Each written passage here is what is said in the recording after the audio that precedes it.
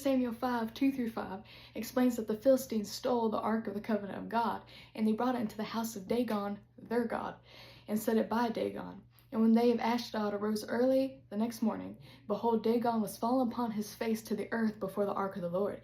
And they took Dagon and set him back in his place again.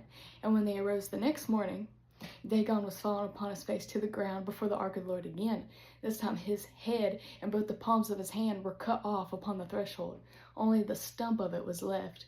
Therefore neither the priest of Dagon nor any that come into that idol's house tread upon the threshold of Dagon and Ashdod unto this day. God will not share his glory with another. Matthew 6:24 says, no man can serve two masters. For either he'll hate the one and love the other, or else he will hold to the one and despise the other. You cannot serve God and mammon. So an idol is not just a statue or image that you bow down to. It could be money, it could be a person, place, or thing, anything that you put before coming to the house of God, anything that you put before church, or anything that you put before the Lord and your relationship and your walk with him. That is your idol. That's who you serve. Isaiah 48:11 in New Living Translation, he says, I will rescue you for my sake, yes, for my own sake. I will not let my reputation be tarnished, because Israel was supposed to be his chosen people, and they have not lived for him like they were supposed to, and they just took the Lord as just some other God like the other countries served, because there was no separation. They didn't shine the light like they were supposed to. But he said, I will not share my glory with idols. When Jesus comes in, everything else has to bow. Nothing else can stand when the Lord comes in. When Jesus is in the room, you got to get up.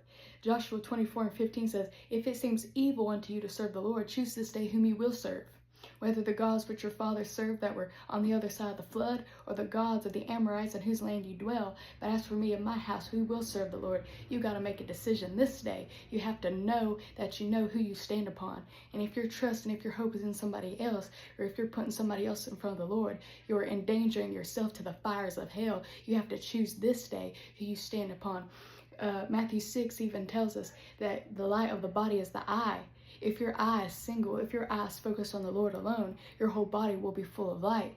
But if your eye is evil, if you let corruption come in, your whole body will be full of darkness. And if the light that you think you have is darkness, how great is that darkness?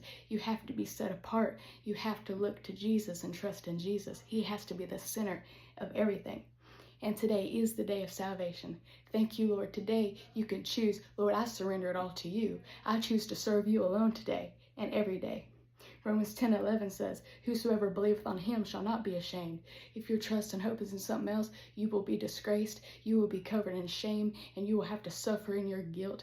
But Jesus made a way from that if we would look to him and call upon him, he would save us. All who call upon the name of the Lord shall be saved. So choose this day who you serve, and make sure that it is Jesus, because he is coming. Be ready.